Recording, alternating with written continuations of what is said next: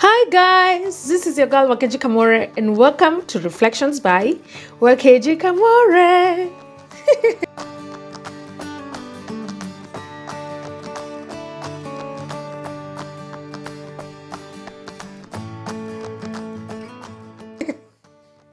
We are currently going through the book of 1 Samuel, chapter by chapter.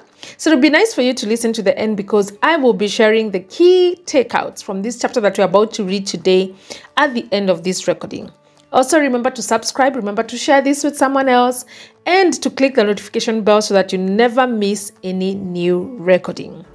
So we are in the book of 1 Samuel, and today we are going to be covering chapter 20, which I will be reading from the NLT version. So karibu sana and follow through with the story.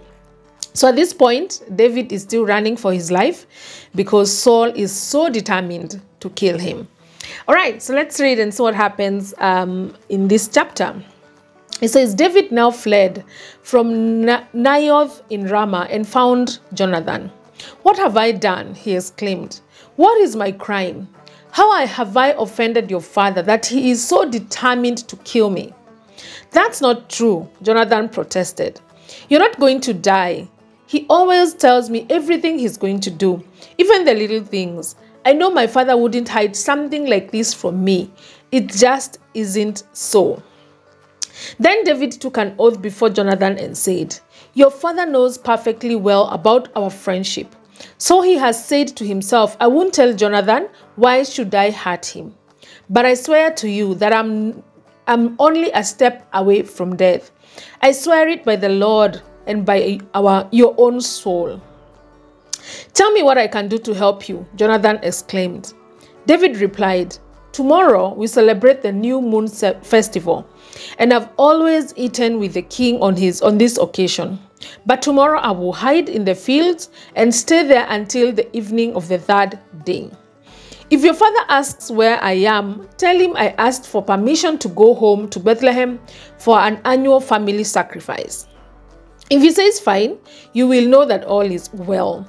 But if he is angry and loses his temper, you will know that he is determined to kill me.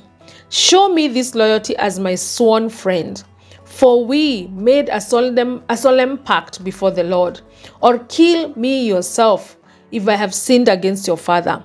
But please, don't betray me to him. Never, Jonathan exclaimed.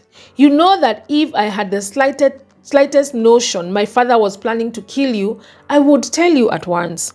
Then David asked, How will I know whether or not your father is angry? Come out to the fields with me, Jonathan replied. And they went out there together. Then Jonathan told David, I promise you by the Lord, the God of Israel, that by this time tomorrow or the next day or at the latest, I will talk to my father and let you know once how he feels about you. If he speaks favorably about you, I will let you know. But if he is angry and wants to kill you, may the Lord strike me and even kill me if I don't warn you so that you can escape and live. May the Lord be with you as he used to be with my father. And may you treat me with the faithful love of the Lord as long as I live. But if I die, treat my family with this faithful love, even when the Lord destroys all your enemy from the face of the earth. Verse 16. So it says, Jonathan made a solemn pact with David, saying, May the Lord destroy all your enemies. And Jonathan made David reaffirm his vow of friendship again, for Jonathan loved David as he loved himself. Then Jonathan said, Tomorrow we'll celebrate the new moon festival. You will be missed when your place at the table is empty.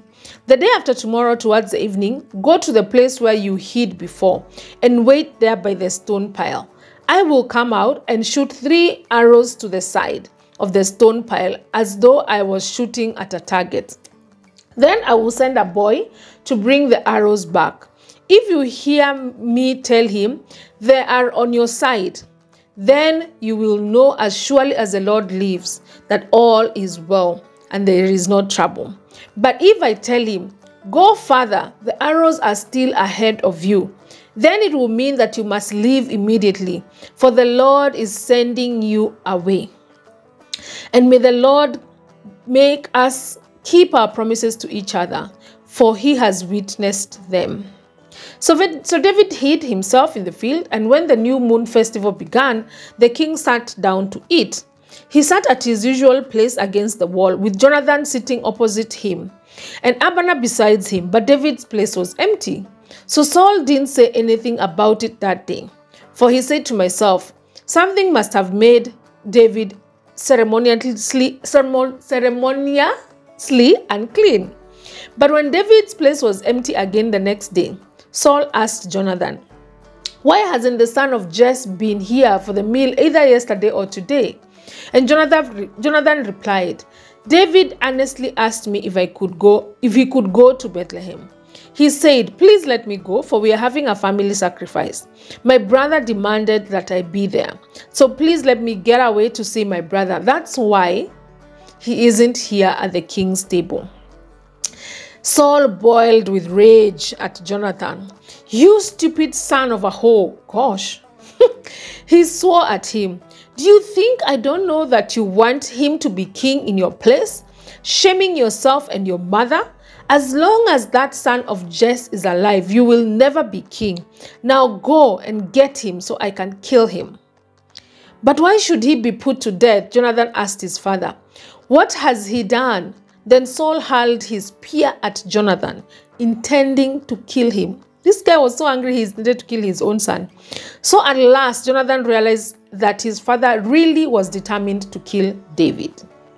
So Jonathan left the table in fierce anger and refused to eat on that second day of the festival, for he was crushed by his father's shameful behavior towards David. The next morning, as agreed, Jonathan went out into the field and took a young boy with him to gather his arrows. "Start running," he told the boy, "so you can find the arrows as I shoot them." So the boy ran, and Jonathan shot an arrow beyond him. When the boy had almost reached the arrow, Jonathan shouted, "The arrow is still ahead of you. Hurry, hurry, don't wait." So the boy quickly gathered up the arrows and ran back to his master. He, of course, suspected nothing. Only Jonathan and David understood the signal. Then Jonathan gave his bow and arrows to the boy and told him to take them back to town. As soon as the boy was gone, David came out from where he had been hiding near the stone pile.